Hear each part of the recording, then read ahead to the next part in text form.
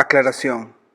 La siguiente parte de la serie de Atlantis contiene especulación salvaje, temas de interés personal, postulaciones teóricas, fantasía, y tiene muy poco que ver con Atlantis hasta el final, cuando se revele que todo tiene que ver con Atlantis.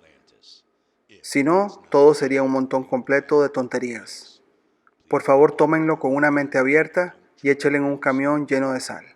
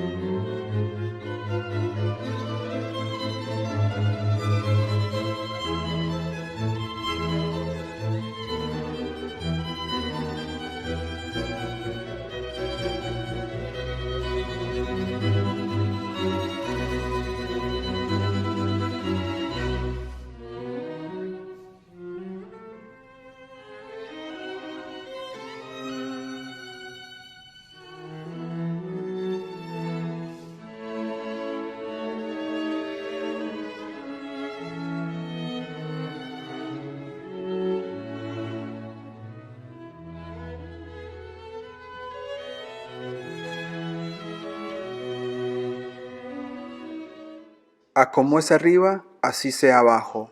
A como el macrocosmos, el microcosmos.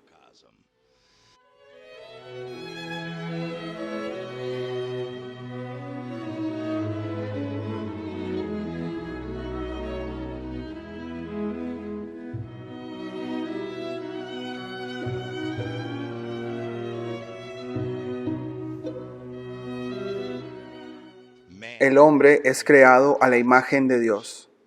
Conozcan al microcosmos Allah. Brazo, pierna, pierna, brazo, cabeza. Alá, Dios. Vos. Hermano, si blasfemas por acá, quebraré estas tablas en tu cabeza. Paciencia, Moisés. ¿Te gustará dónde esto nos llevará?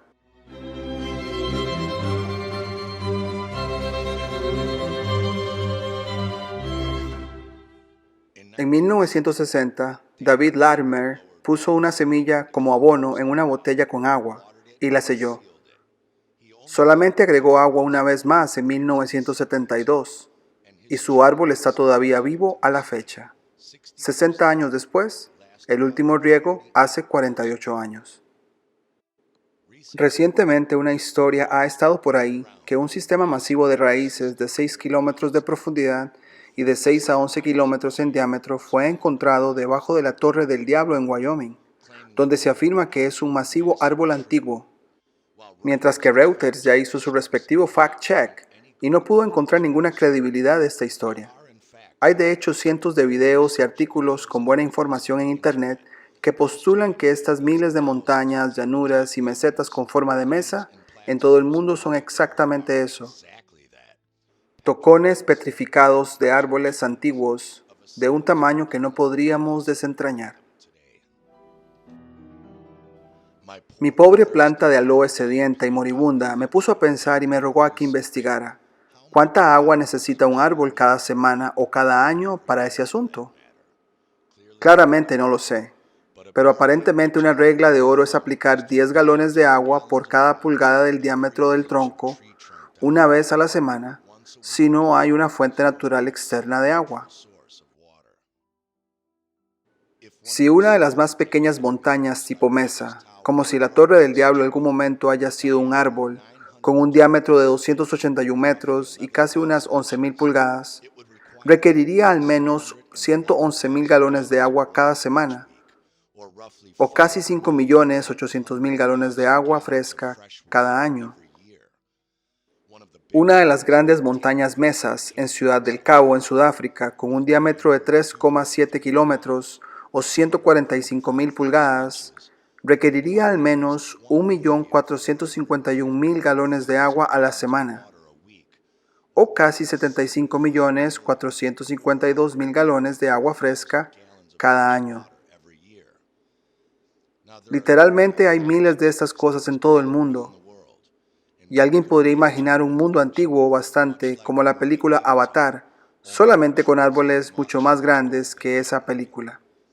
Pero, ¿de dónde vendría toda esta agua para mantener estos árboles vivos? Los árboles no pueden vivir con el agua salada de los océanos y mares.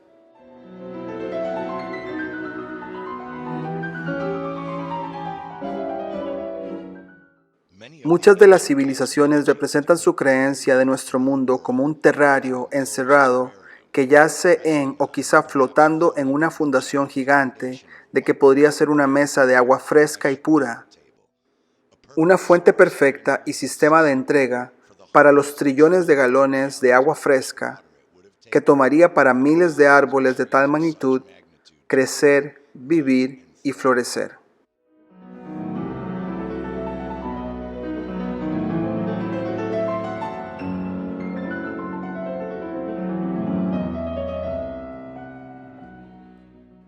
Muchas de estas mesas y montañas en forma de mesa tienen cataratas gigantes cayendo del tope de ellas o de adentro de sus lados, pero no tienen lagos en el tope y son muy planas para acumular cualquier cantidad de agua o lluvia de tal volumen.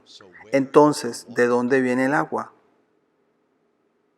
Si alguna vez has talado un árbol o quitado la raíz del árbol, notarás que todavía puede filtrar la savia de la raíz y agua por meses o incluso años después de ser talado.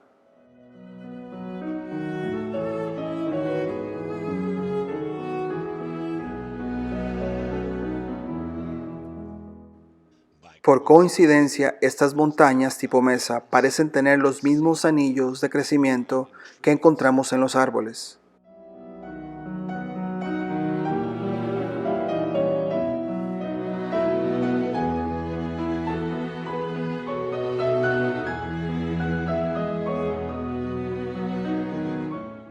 En todo el mundo, masivos sistemas de túneles antiguos han sido descubiertos debajo de montañas, extendiéndose por vastas distancias inimaginables. Los arqueólogos han estado tan estupefactos de que cómo nuestros ancestros pudieron cavar todos estos túneles y por qué lo habrían hecho. Hoy tenemos tecnología moderna avanzada de máquinas de taladro Maser para construir bases militares subterráneas y nuestros sistemas de túneles, incluso para trenes y para vehículos motorizados con túneles debajo del mar. Pero entonces, ¿cómo los antiguos los excavaron con estas herramientas primitivas? Bueno, ¿qué tal si ellos no lo hicieron? ¿Qué tal si son nada menos que un sistema subterráneo de raíces de árboles antiguos de tamaños que no podemos comprender?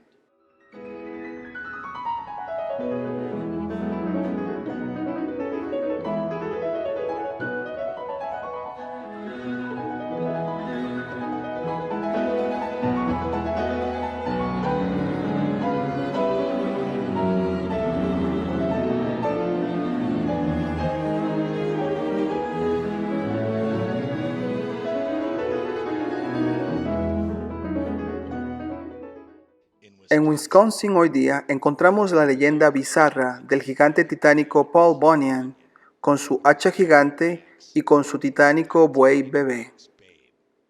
Bueno, hay gigantes y luego hay titanes, para no confundirse entre ellos.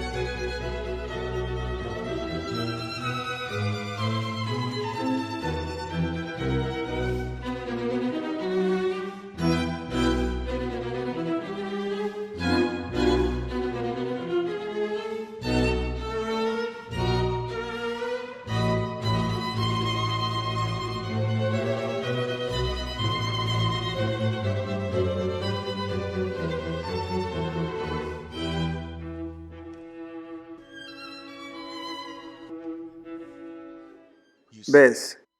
Si estas montañas tipo mesa fueron de hecho árboles gigantes, parecen haber sido talados con habilidad y determinación por alguien del tamaño de la estatura del legendario Paul Bunyan y su hacha, y luego arrastrados por su buey bebé titánico, o incluso tal vez algo con tamaño parecido.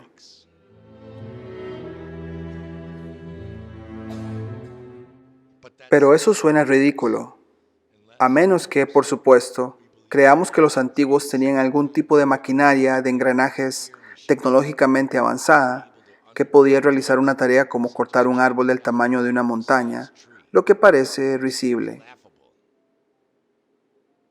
Al menos un poco.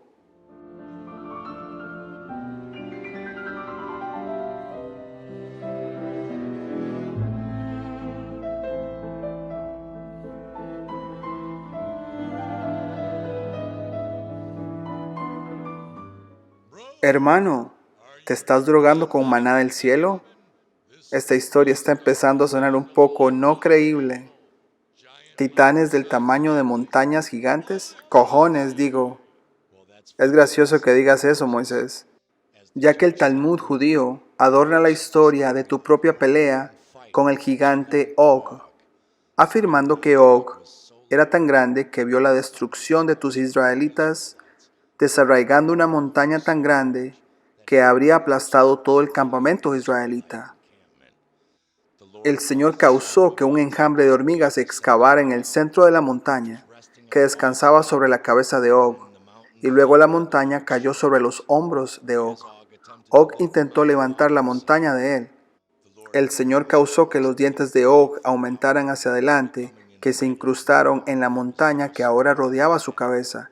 Y presuntamente vos, Moisés, cumpliendo el mandato del Señor, no temerle, agarraste el palo de 10 codos de largo o 1,5 metros, quizá un arma fascista electromagnética, y saltaste una distancia vertical similar en el aire, logrando golpear a Og en el tobillo, y Og cayó y murió al golpear el suelo. Eso es correcto, freí el trasero de ese feo Og. ¿O es esto una metáfora de algo que pasó en la era astrológica del toro dorado de Tauro o el buey bebé, del cual le dijiste a la gente de Aarón que ya no adoraran, el cual mató y petrificó los titanes en esta tierra?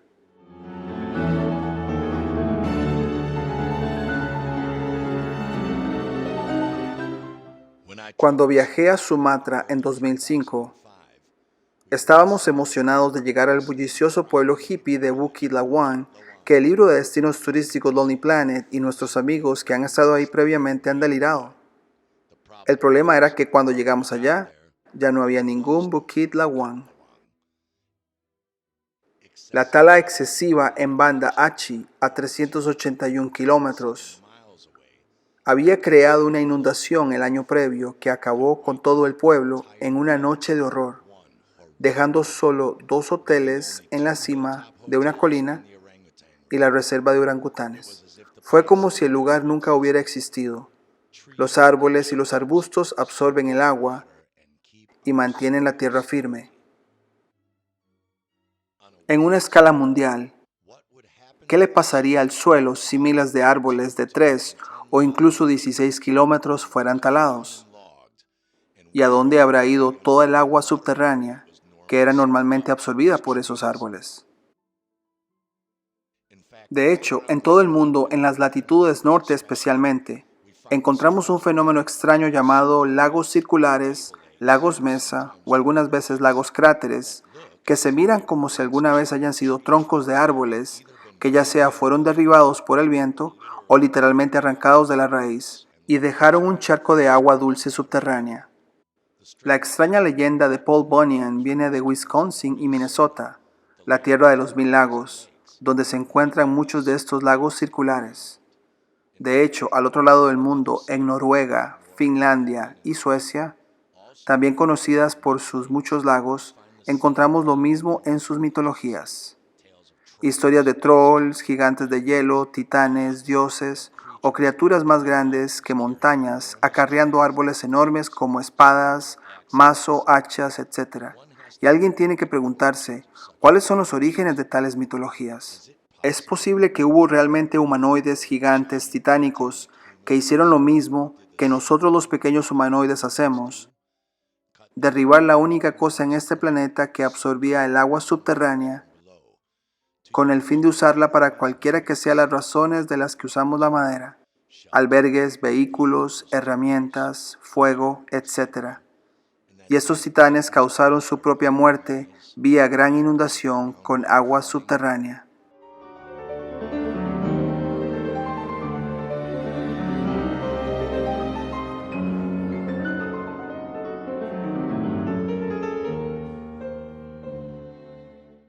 La Biblia habla de los 7 ríos, lo cual sabemos que es una parábola metafórica de las 7 iglesias de Dios, las 7 chakras, los 7 colores del espectro electromagnético del arco iris, 7 notas principales de una escala musical, las 7 trompetas de Apocalipsis, 7 sellos de Apocalipsis, los 7 sistemas principales del cuerpo humano y de las florecientes plantas, 7 planetas visibles, 7 presuntos continentes, 7 en numerología, 7 días de la semana, y así podemos seguir. Pero ¿de dónde viene la analogía original del río de estas metáforas? ¿Podría ser que antes de que el mundo estuviera cubierto predominantemente de océano en lugar de tierra, solo una vez hubo 7 ríos en la tierra? Tan bizarro como suene, todos los mapas del mundo que tenemos, que tienen una fecha antes del presunto año 800 de nuestro buen Señor, sugieren algo no muy lejos. Alguien podría argumentar que eso era tan grande como pensaban que su mundo era en ese entonces, pero todos parecían pensar que el mundo era un círculo con un río de agua alrededor, como si estuviera sentado en un cráter gigante. Y luego tenemos los años oscuros, Dark Ages, y nadie parecía estar haciendo ningún mapa creíble por casi 500 años después de los años 800. Incluso 700 años después tenemos el planisferio de 1587 de Monte. Vemos el mismo asunto. ¿Qué pasó? ¿Qué tiene todo esto que ver, aunque sea remotamente, con Atlantis? La línea de pensamiento que estamos siguiendo aquí es hacer la pregunta de que si los niveles de agua suben y bajan, o las masas de tierra se levantan y se hunden en un estable nivel de mar, y de ser así, ¿cómo y por qué? Bueno, porque los globos de helio o hidrógeno flotan en el aire, porque son más livianos que el aire, así como lo es el gas metano, el cual es encontrado en abundancia debajo de la tierra y de los océanos, y es más controversial estos días con la perforación petrolera. ¿Pero por qué? ¿Y qué hace un gas más liviano que el aire, en abundancia debajo de nuestra tierra, en primera instancia?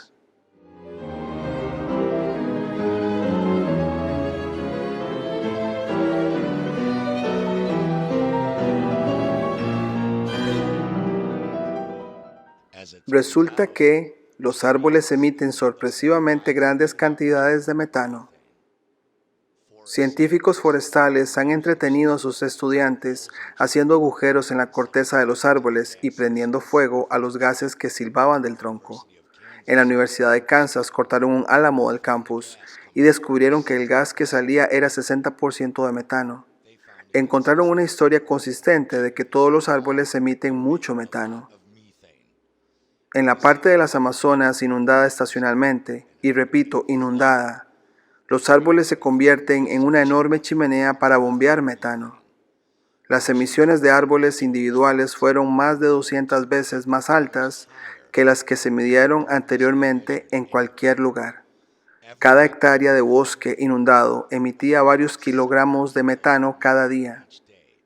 Los hallazgos sobre el terreno duplicaron las estimaciones anteriores de las emisiones de metano de las Amazonas a alrededor de 40 millones de toneladas al año. Los árboles emitían tanto gas metano como todos los ecosistemas de tundra del Ártico, cuyo permahielo contiene enormes cantidades de gas, una reserva que se espera que se libere en cantidades cada vez mayores a medida que la región se calienta y sus suelos se derriten. Ahora, paciencia conmigo y por favor repasen la aclaración al principio de este video, si se está yendo demasiado lejos para vos. La industria petrolera de Rockefeller afirma que todo el petróleo usado cada día por todos los 10 billones de personas desde su presunto descubrimiento en China en 374 después de Cristo proviene de fósiles de dinosaurios enterrados. Si esto te suena ridículo, es probablemente porque es ridículo. ¿Cuántos presuntos esqueletos de dinosaurios tomaría mover todos los carros, trenes, aviones y máquinas usando petróleo en todo el mundo solamente hoy en día? ¿Alguna vez has visto un esqueleto enterrado en un charco de su propio petróleo?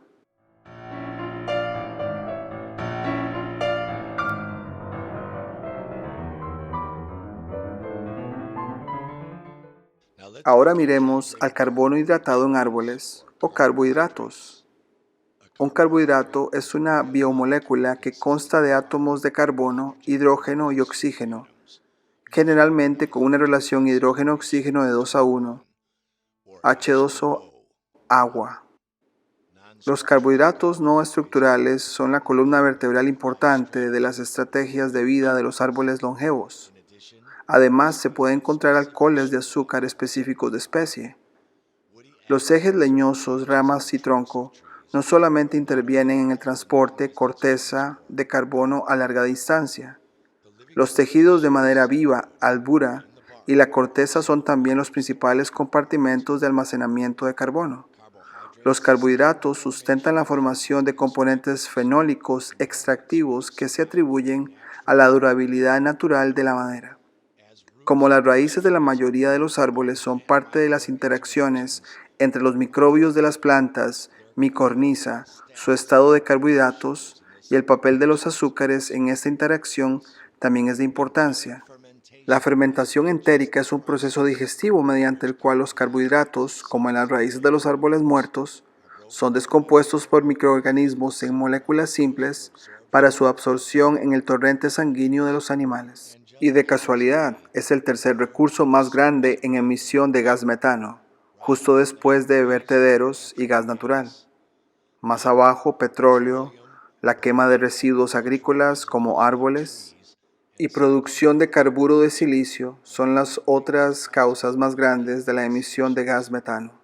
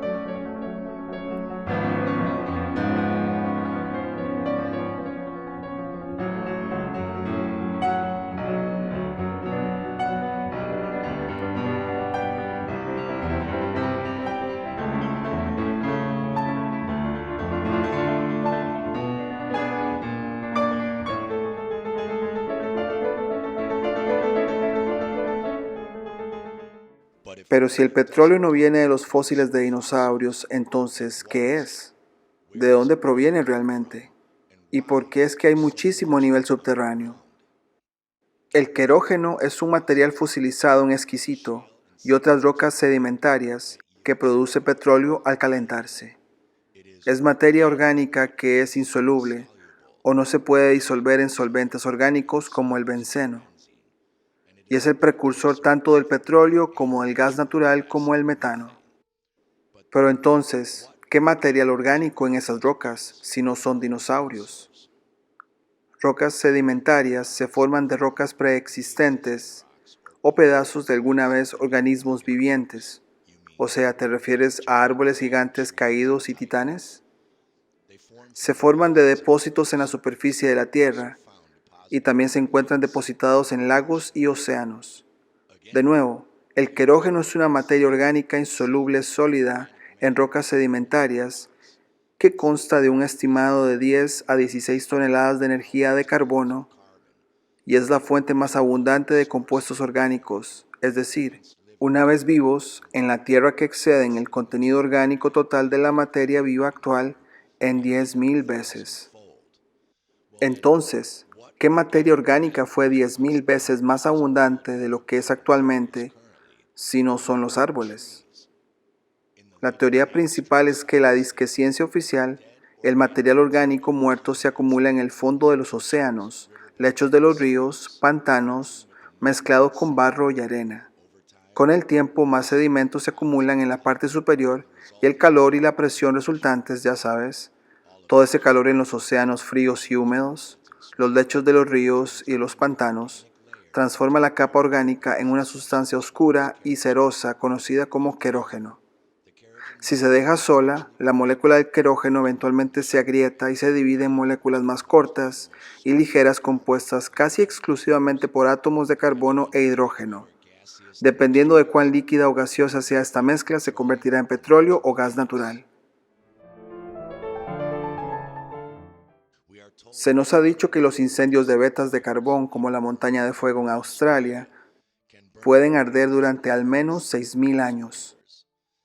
En Brennenderberg de Alemania, literalmente montaña de fuego en alemán, el carbón ha estado en llamas desde 1688. Kevin Krejcik escribió en la revista Smithsonian: aún más notable, los antiguos incendios subterráneos dieron forma al paisaje mismo de Occidente. Gran parte del paisaje del oeste americano, sus mesetas y escarpes, es el resultado de vastos y antiguos incendios de carbón. Mucho antes de que comenzáramos a excavar carbón para quemarlo en nuestras fábricas, las vetas de carbón eran ríos ocultos de llamas subterráneas, generalmente inactivas pero ocasionalmente destructivas. La mayoría de nuestros volcanes activos están debajo del agua. ¿Qué tal si lo que llamamos placas tectónicas son de hecho sistemas de masivas raíces de árboles antiguos de una escala que no podemos de ninguna manera desentrañar? Y la actividad volcánica no es nada más que lo que llamamos fuegos de veta de carbón en estos sistemas de raíces de árboles antiguos, todavía ardiendo del querógeno, petróleo y gases naturales como metano, todavía produciéndose subterráneamente. Como discutimos en las 3 partes previas, todas estas historias y eventos de masas de tierras hundiéndose o emergiendo del océano son todas acompañadas por algún evento volcánico mayor o un terremoto gigante de algún tipo. Sin embargo, siempre parecemos ignorar el elefante proverbial en la habitación. ¿Sería posible que en lugar del presunto movimiento de placas tectónicas que causan estos fenómenos, las fuerzas de levantamiento de las bolsas de gas atrapados subterráneamente contenidas dentro de enormes sistemas de raíces de árboles antiguos podrían sostener islas enteras o continentes en sus bases? Y la explosión o el colapso de estos sistemas con el tiempo podrían llevar al hundimiento o el emergimiento de masas de tierra. Como nos preguntamos anteriormente, ¿los niveles de océanos suben o las masas de tierra son las que emergen o se hunden en niveles de océanos estables? ¿Por qué el agua salada de los océanos y las masas de tierra llenas con agua dulce? Si hubo árboles gigantes y las montañas tipo mesa y meseta son tocones de árboles, entonces ¿dónde está el resto de estos presuntos árboles gigantes? ¿Qué son los continentes y qué los sostienen juntos? Bueno, vamos a llevar a esta teoría absurda un paso más allá y meternos en la exploración de esas respuestas en la próxima parte. Hermano, prometiste el origen del racismo y el antisemitismo en parte 5. Don't you blaspheme in here. Don't you blaspheme in here. Y así es, Moisés y Bernie.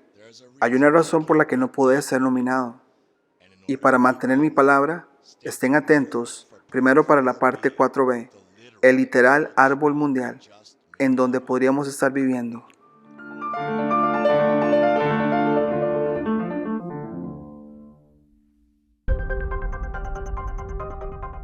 Si te gustó el contenido del canal, no olvides suscribirte, darle campanita para notificaciones, darle me gusta, comentar o compartir. Hasta la próxima.